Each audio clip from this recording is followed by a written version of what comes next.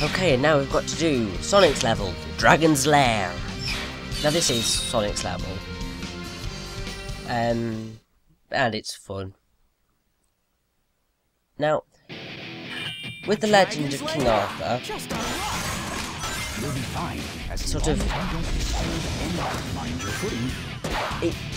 Arthur is generally seen as a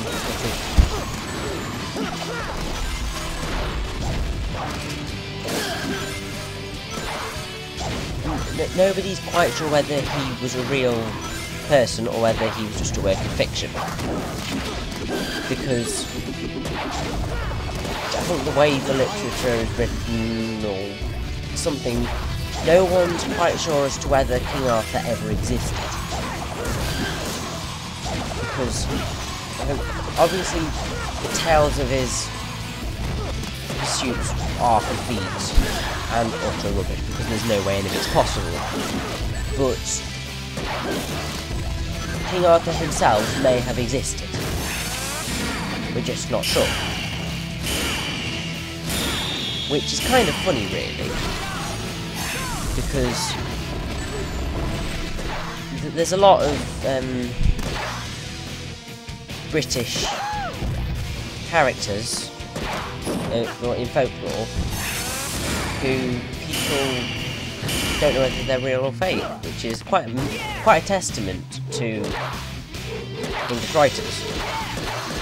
You have Robin Hood, who is obviously incredibly famous for Nottingham, but no one quite knows whether it's real or not. I think it's generally assumed that the whole thing of the whole story of Robin Hood is complete fiction, but there is the chance that there could have been a Robin of Locksley who did steal from the rich and give to the poor, or just gave it sort of. You see what I mean? There might be some truth in the tale, but it's most likely fiction. Maybe we should go down here. I'm sure most people have heard of Sherlock Holmes. At least all Brits will have done. I'm not sure whether the Americans will have, but I'll assume you have, because it's classic literature. And at the time of when Sherlock Holmes was written, a lot of people assumed that he was a real person and that all of the stories were real events that happened. Obviously they were complete works of fiction, but the writing was so excellent that people at the time believed Sherlock Holmes to be a real person, and they used to go to 112 Baker Street, which was a real address, to get them to solve their mysteries. But obviously it didn't exist, so they were thoroughly disappointed. But I think because it's only like the 1800s, it was generally well known that it was complete fiction. Whereas Robin Hood and King Arthur, the texts are so old that it's impossible to tell whether they were real or not. Which is pretty interesting. Then again, I am a literature geek, so I would find that sort of stuff interesting. And now we have the awesome Dragon Slayer. Now, the first, well, up until a certain point in time, I had such trouble with this boss, because I just could not figure out how to defeat it. Then I think I watched a playthrough of it, and it's just like, oh my god, that makes so much sense. How did I not guess to do that? Oh, dear. Never mind. That'll just be one of the few deaths that I've left in for the enjoyment of you, the viewer, who may or may not be watching this. I don't know. But yeah, I always used to die at this bit as well, because I am awful at sort of all that timing stuff with that. And I really nearly was able to do that. I've got it much better now. Never underestimate your opponent. And we have a dragon to kill. It's quite an awesome dragon too. Apart from its lack of wings. Its lack of wings disturbs me. Ah, it's weak point. It has a weak point. See, you basically just got to get to it and whack it on the horns. Pretty simple. Although, if you want to get the higher mark, the higher rankings, what you've got to do is, in the last level, you've got to kill it with a statue. I do that in this, so you will see what you're supposed to do. Here goes nothing. I think you've also got to not get hit at all. Let's finish it off already. Yes, of course, this is getting a bit tiresome. Never know what to expect. So, what you want to do is get down to the bottom here and attack one of the statues.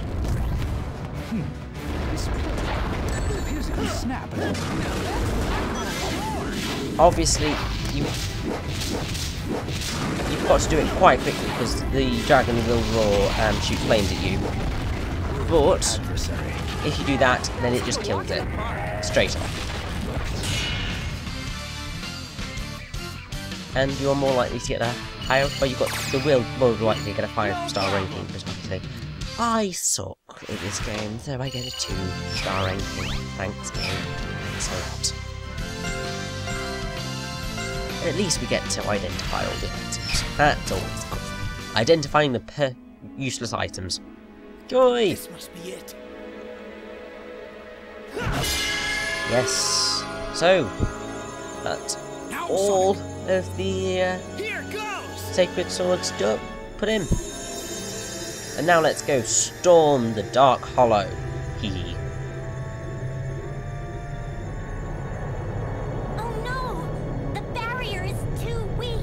No! We did that all for nothing! Great. Just great. Now's the time. Yes. Indeed. It's time to go to the final Here boss. we go. I can't be bothered to do any more missions. The final boss is there and waiting. I shall go take it with both hands. So, we're off to the Dark Hollow and defeating the final boss, the Dark Queen, who is Melina, yes. So this was pretty much... Melina, as the final boss, was the first thing I saw after the game had been released and people were uploading stuff onto the internet. What a way to get introduced to a game. I seem to do that a lot. I seem to just sort of get hooked by the final boss. Because obviously it happened with Layton and Pandora's box. I saw the cutscene against Danton. Oh dear. Anyway, I think we'll just leave those items on and we'll stay as a... We've not really done much with them actually. It's kind of a pointless addition. But, there we go. I love this cutscene. The song is called Melina, the Dark Queen. No, it's Queen of the Underworld. Just one question before we settle this. Why'd you do it? I love this cutscene. Weren't we trying to save this kingdom from the underworld? This kingdom will fail one way or another. Such is its fate. Huh? Do you know what is to become of this kingdom? Beats me.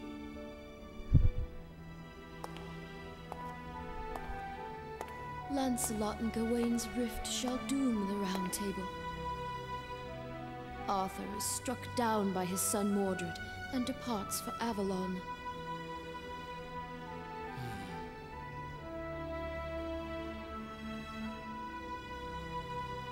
This was to be our ideal world, but it will not last. King Arthur and the Knights of the Round Table will end in ruin. The King Arthur my grandfather Merlin created led to nothing but mistakes. But I can succeed with the power of the scabbard, creating a kingdom that never ends.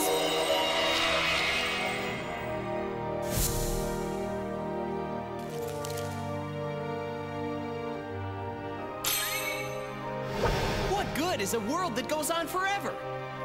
My sorrow at its ruin runs deeper than the depths of the underworld. Do you not understand? No, and I don't want to. Your efforts are futile.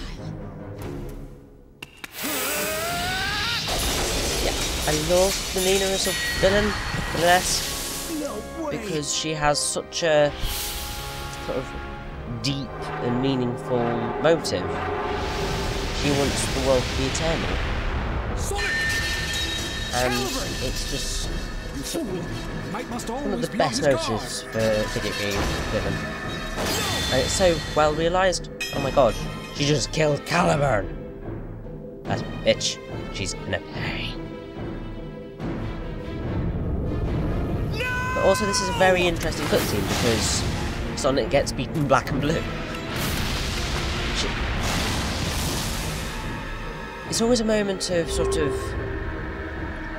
horror when a character that we've always associated with being so amazing and badass, when we see them get absolutely obliterated. It's sort of like why the new Tomb Raider reboot that's coming out, it looks so amazing because Lara Croft, our badass heroine, is suddenly turned into a vulnerable 21-year-old girl who just seems so real because of her vulnerabilities. You've done enough! And she gets brutal. No, Sonic! There is no point in continuing! But yeah, it's a great thing for the characters as well because Never this is really Sonic his foe, to a T. right?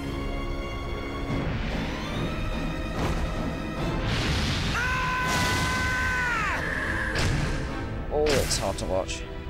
You fool! This no longer has anything to do with chivalry! Get out of there! Run! No, it's about being a gentleman. It was We've never about finished things. chivalry for me. We finished what I we just started. gotta do what I've gotta do. That's all. Yes. It doesn't matter. Oh, I love this song.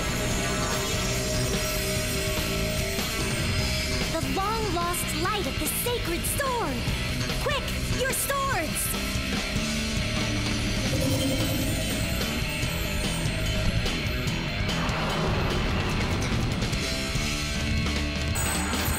And here we have the most awesome transformation cutscene ever.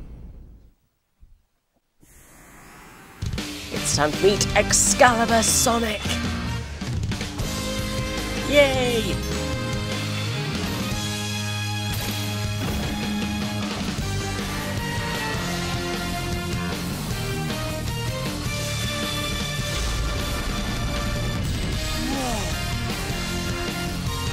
That's the greatest of the sacred swords! Okay, Excalibur! let's do this.